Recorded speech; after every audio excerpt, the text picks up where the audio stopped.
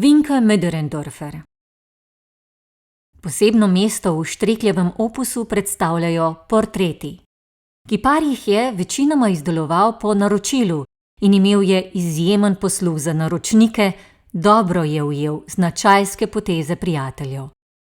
Takoj po vojni, leta 1945, je Štrekelj ustvaril edini partizanski portret, portret Vinke Möderndorferja s partizansko čepico.